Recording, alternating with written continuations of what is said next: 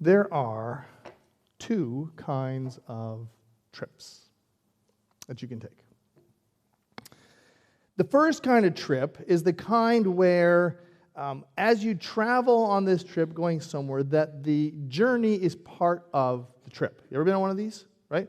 It's when you travel, and it's as much about how you get there as it is about when you get there. Right? This is when you stop frequently, you visit places along the way, and it's kind of all about the journey. Right? Most of us have been on trips like that. The second kind of trip is the trip where you have a destination and you just want to get there. Ever had one of these? You know, where you look forward to your vacation for a long time, right? You know, you have that picture up on your wall of the palm trees, right? Because that's where you're heading. And you plan for it for months. You've pictured yourself there. Maybe it's in the mountains. I don't know where it is. And you've pictured yourself there, and you've seen the condo that you're going to stay at, and you know what everything looks like. You are so excited. And then the day comes, and you have to pack, but you get up that morning, because you've done the research. I mean, you know what kind of food is waiting for you. And you get up that morning, and you realize, oh my goodness, I forgot something. You're running around. You're trying to get everything in your suitcase that you've missed already.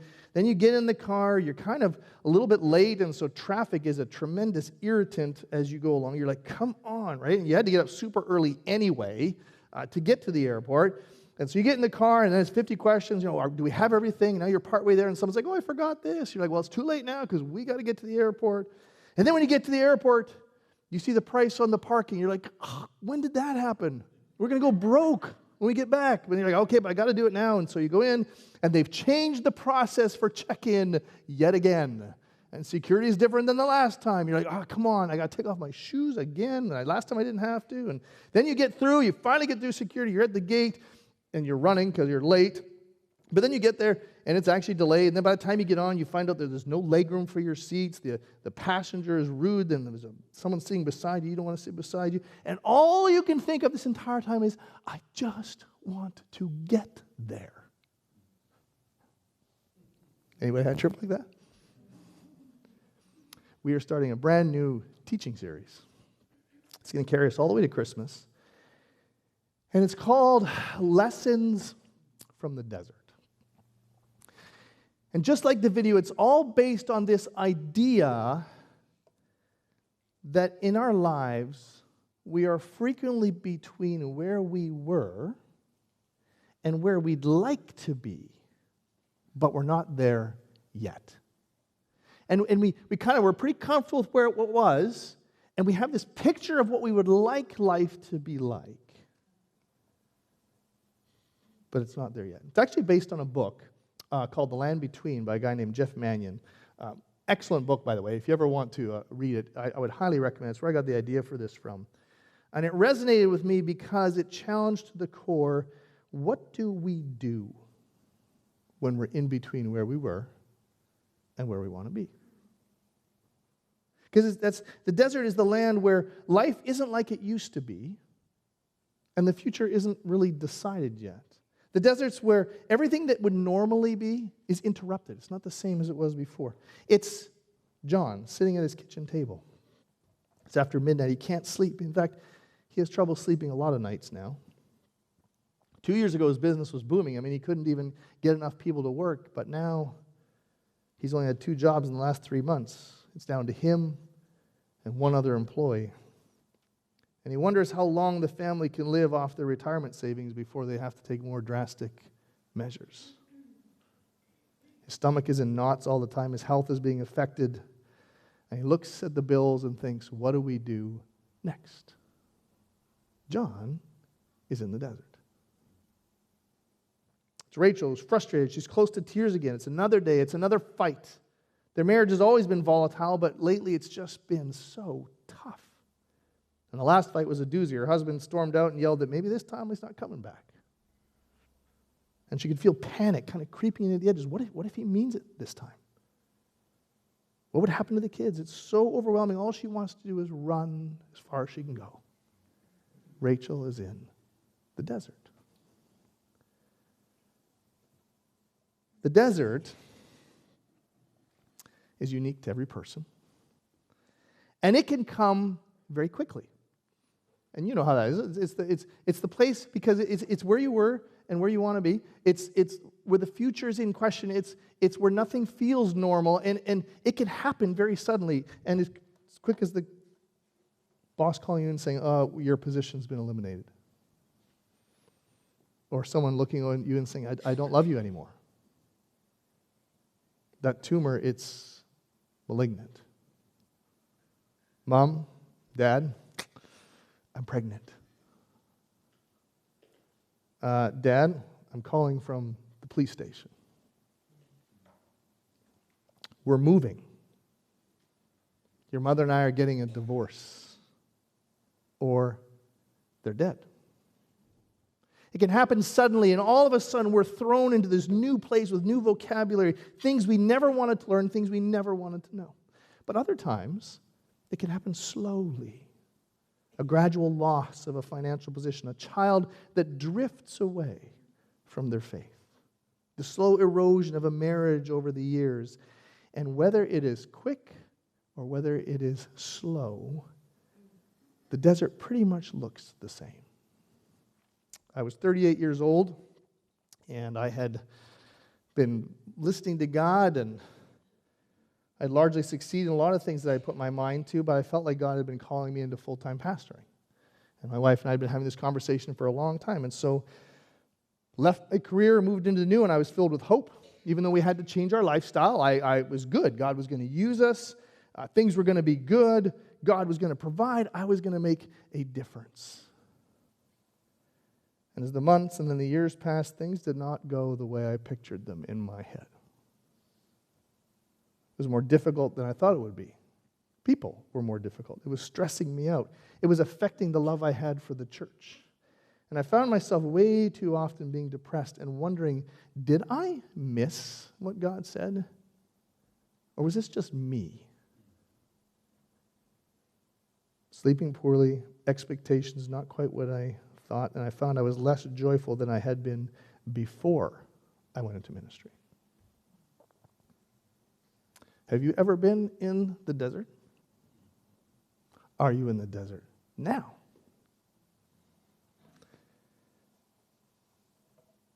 The desert is one of those places that is not fixable because someone else has it worse. And you've all gone through this. You're like, I know my life I feel like I'm in the desert, but at least, I know that person over there, their life's a mess. That doesn't help. It's not a place of logic. It's not a place that we feel out of control or smothered or lonely or hurt or disillusioned. And it actually doesn't help us to know that that person has got worse than we do. So why are we talking about this? Why are we spending this Christmas season, this holiday season talking about this? It's because someone said this once. We don't get to choose if we suffer, we do get to choose how we suffer. Or to put it another way, we don't get to decide if we will have desert times in our lives, but we do get to choose how we travel through the desert. And that space where we feel lonely and hurt, that space is some of the most fertile ground that exists for God to do work in us. It's a place where we can experience God's grace in ways we've never experienced it before. It's where we can be challenged to new levels of life and holiness. There are few places we can be transformed as much as we can in the desert, but the desert is also fertile ground for resentment and bitterness and loneliness and worry. Our faith can dry up and die if we're not careful. So, as we go through this series, here's the truth I kind of want you to stick with through the entire thing. It's simply this. The desert is fertile ground for transformation. We don't think that way often when we're in the middle of the desert, but it is, and we need to learn then to suffer well. Because what happens is when we're in those desert seasons of our life, all we want is to get it over with. We just want to get to the destination. I just want to be done with this. I want to get to where I want to be. And so we endure it the best we can. We close our eyes. We grit our teeth. We do whatever we can. But if we do that, we might miss the very thing that makes it totally worth it. So, the question isn't whether we'll be in the desert or whether we have or that might not happen in the future. It's what do we do with it? And so that's what we're going to look at over the next few weeks because there's some principles that we're going to look at. And where we're going to pull this from, and one of the best ways we can understand it, is we are going to look at the journey of Israel who went from Egypt to the promised land through the desert. And there are principles at play in the midst of that journey that I think will be really helpful. It's really helpful for me. I hope it's as helpful to you as it was to me. And so we're going to take a look at this whole idea of who Israel was and what happened. I mean, if you remember the story, they were in Egypt for 400 years. They grew from that small group of 70 people into this whole nation, and then they became slaves because they got so populous. And God delivered them from Egypt. He took them to this promised land, but he takes them through the desert. He doesn't just get them right there. And if you remember the stories, you remember that we see leadership that's on the edge of burnout. We see people complaining all the time, of people that were disputatious. They were grumbling. And then we also see God's grace and his mercy and his provision in the middle of the desert. And so I think as we go through this, we're going to be challenged, we're going to be encouraged, and we're probably going to be a little bit rebuked in the midst of it all. Because to be clear, right, the purpose of this is not to find the quickest off-ramp from the desert. That's what we want, but that's not always God's intention. We want the fastest fix, the quickest way there. Rather, our goal should be to say, okay, God, what are you doing to transform my life and me in the midst of all this? So, let me pray for us. Jesus, as we dive into this account of what you did with ancient Israel, would you take the principles, the things that you did there, and help us to understand them, to apply them to our current context?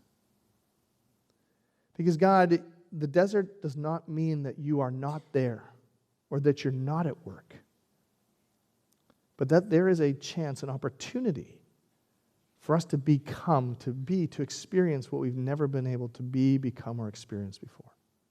So, we invite you into this process. Whether we are in the desert right now, maybe we were in the past, or maybe we're good, would you teach us and walk with us through it?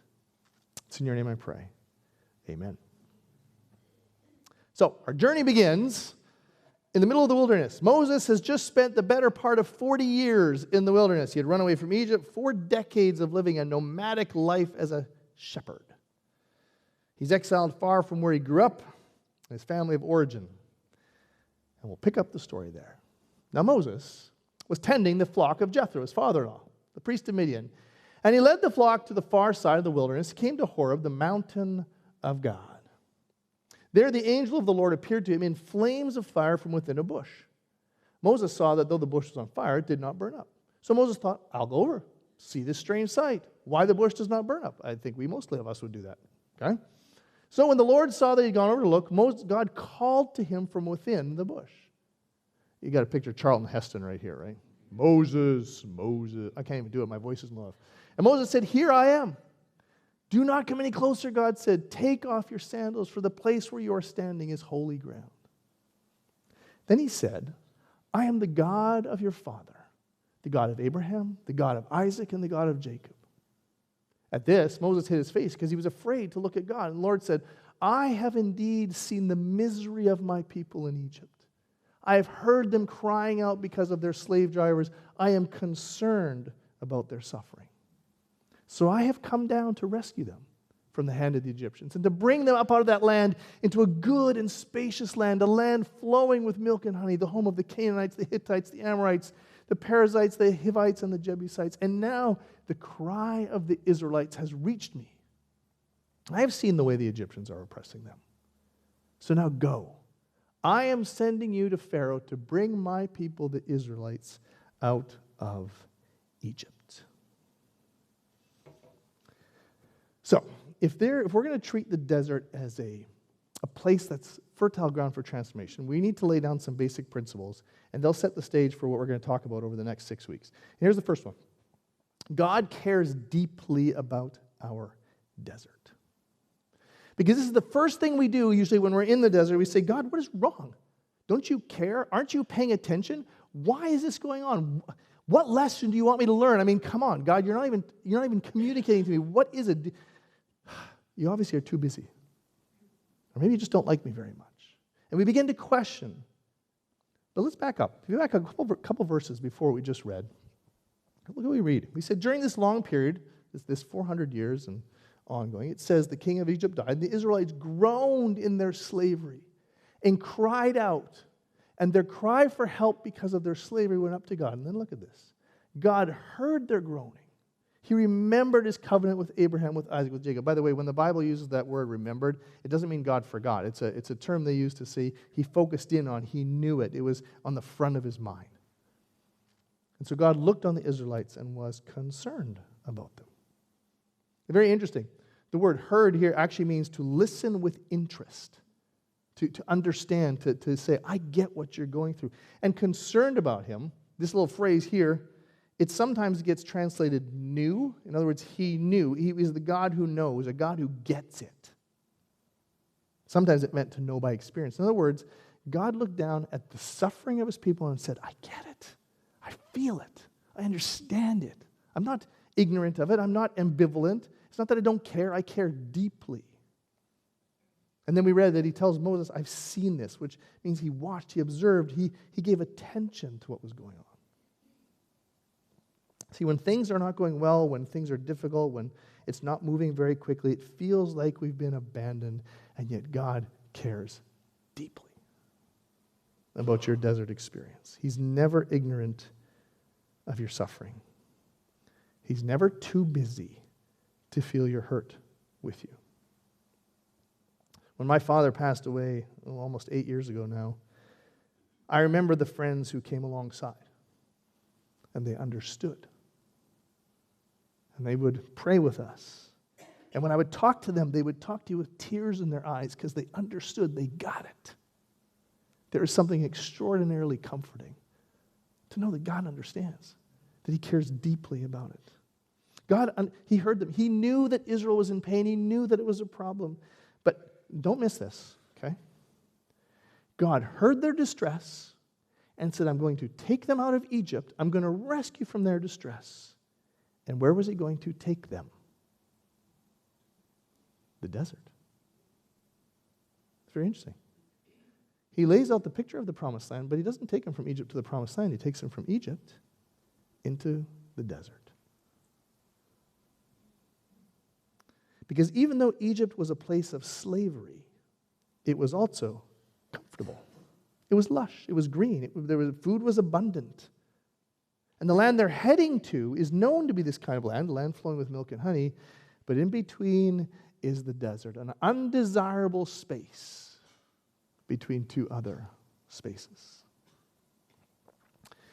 If we don't get this one, then the desert will always feel dry, unproductive, and difficult. But God cares. He cares so deeply when we're in the middle of the desert. Because if we don't believe that God cares, we'll never trust him. You never trust someone who doesn't care for you. But that leads us to our second principle that we need to understand, and it's simply this. The desert is an invitation to develop trust. Because God sees his people. He's concerned about it. He's going to do something about it. I mean, we see that. He says, look, I see their misery. I am going to act. And it's very interesting. He creates a picture. He says, I'm going to take them from this and into this. I'm going to take them from the hand of the Egyptians and into a land flowing with milk and honey. It actually is a wonderful picture. What God does not tell Moses is how long that trip's going to take. Right? There's a better future in front. It's going to be amazing. When we get there, it's going to be fantastic. And I wonder if they thought it was going to take 30 days. That is the desert right there. Between what was and what will be. It's the journey from one state to the next, and they were going to have to develop trust in the way. It wasn't going to be quick. It wasn't going to be easy. And what we're going to see as we go through the next few weeks is that Israel didn't do all that well often in this process. It didn't take much time for them to mistrust God and his intentions and accuse him of not caring. That's what they did. But the purpose of the desert is to forge a relationship of trust. And you guys all know this. It is so easy to say you trust God when life is great. When your bank account is full, when relationships are great, when family is awesome, when you're doing things that's making a difference, we go, oh, man, I trust God totally. Look, I trust God. It's great. It's a lot harder to do when family's a mess, when things aren't going well, when you're struggling to pay the bills, when it feels like no one cares about you, no one's inviting you over, you're like, I'm all alone. In the middle of all that, God's saying, trust me, because I care.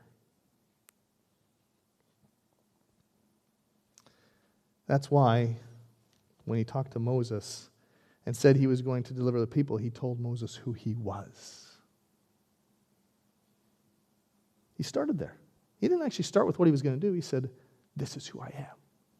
I'm the God of Abraham, Isaac, and Jacob. The God you've been hearing about for centuries, that's me. I'm the powerful one. I'm the one who's looking on you. I'm the God you've heard about. I'm the God who's been around. I'm the one who made promises to your ancestors. And when Moses says, how is this even possible? Do you remember his answer? I am who I am. I'm the source of it all. I have all the power. Everything finds their beginning and end in me. So trust me.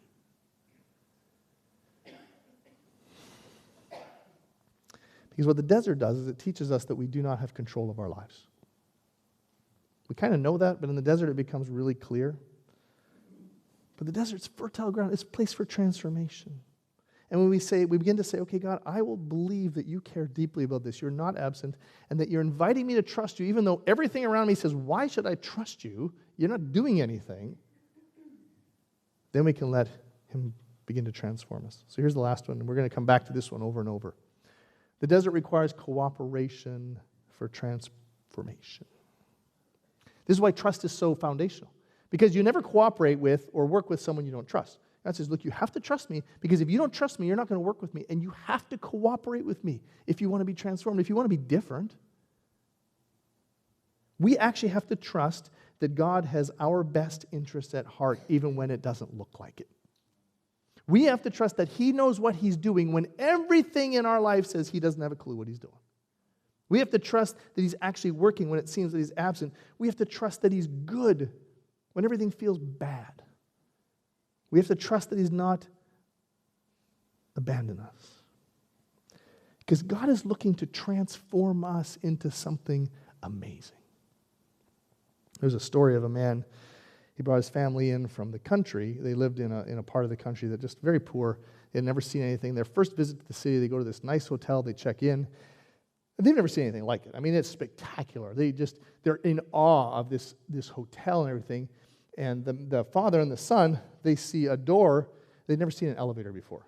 And so they're looking at this elevator, and an old woman comes up, and she pushes the button, and she goes in, and the door's closed. They're like, what is going on? So they watch. And about a minute later, the door opens, and a beautiful woman comes out. And he taps his son. He says, go get your mother. Sorry, I need a little levity in the middle of all that. This idea of transformation, of change, it's what God is trying to do in the middle of the desert. In Iraq, we've said that we want people to invite people to come as they are and what? Be changed. That's transformation. The emphasis is always on movement. Are you moving? It doesn't matter what your current state is. The emphasis on movement. God is inviting you into something more. Understand, Israel was used to Egypt. Even though they complained, they were comfortable there. It's what they knew. It's what they grew up with. They've been more formed by the Egypt that they lived in than the God of Abraham they said they followed. The desert was going to be the space where they were transformed from a group of slaves to the people of God. It's where they will gain their identity as a people, as a nation. It's where they'll get the 10 Commandments and the law of God, the core of the covenant.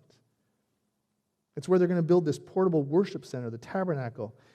The desert was not simply something that they were going to cross to get to the promised land. It was a place where they will be transformed if they cooperated with God.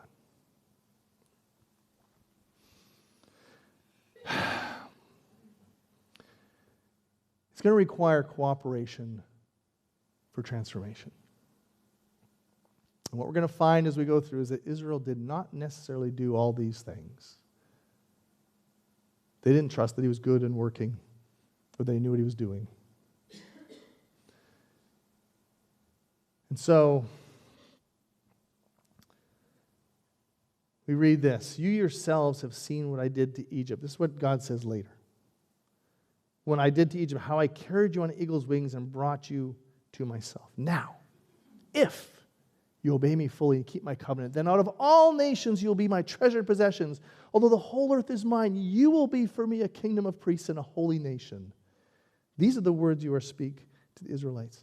God was trying to transform this people into something that would change the entire world. Because remember, when they leave Egypt, they have no laws. They're just an unruly mob of slaves who are resentful quickly of Moses' leadership. They don't know God. They are unprepared for the promised land. In other words, if they had left Egypt and gone straight into the promised land, they would have totally messed it up because they weren't ready. God takes us from where we were to where he wants to take us. He says, you're not ready for this yet. I got to take you through the desert so that you will be ready when you get here. They had to learn obedience. They had skills to learn. They had to set up systems, leaders. The desert is fertile ground for transformation. Family, God cares so deeply about you. In your place, where you are, good or bad. He's not unaware of your struggles. He's not ignoring them. He feels with you, and he's inviting you to say, trust me. Trust my character. Trust that I love you. Trust that I'm in this with you. Cooperate with me. On January 22nd, 2008, 6 months before the opening of the movie The Dark Knight, I don't know if any of you have ever seen this, Heath Ledger played the Joker. And 6 months before that movie opened, he was found unconscious in his Manhattan apartment, and a medical examiner says this 28-year-old had died from an accidental overdose of a lethal brew of prescription drugs. And that happens regularly. And when the movie came out, reviewers, they lauded Ledger. They called his performance electrifying. They used the language of the supernatural. When they evaluated this film, they used words like diabolical or demonic. Someone said a hound fresh out of hell. In other words, he played the Joker so well, so vividly, so compelling, it was a picture of evil. And Michael Caine, who actually plays Batman's butler, Alfred, in that movie, said that he found Ledger's performance sometimes so terrifying and disturbing that he would forget his lines. Now, reportedly, and again, some of this is hearsay, but it's an interesting thought process, it said that the Joker role that he'd taken on had begun to actually affect his health. So as he was filming, he was unable to sleep. He was averaging a couple hours a night. He told a New York Times reporter the previous year that even after taking 2 sleeping pills, he couldn't stop thinking. His body was exhausted and my mind was still going. And he also told a reporter that the only way he could do the roles successfully was to climb inside the skin of the person he was playing. And so for this movie, he spent a month alone in a hotel room to perfect the character and the voice, including the unhinged cackle that would send shivers down the spines of people watching the movie. He immersed himself in a role, and attorney Jay Gaskell in his review said, I think the Joker killed Heath Ledger. His transformation that he had was not the one that he should have had. So here's the thing. When you're in the desert, you're going to change. You're going to be transformed. Here's the principle, by the way, as we go into worship again, is that you will be transformed in the desert. No question. Every single one of you, when you go through the desert, will be transformed. The question simply becomes, what kind of transformation will that be? It can be the ground that grows you in ways you never imagined if you let it. The desert is a gift from God. Let's not waste it.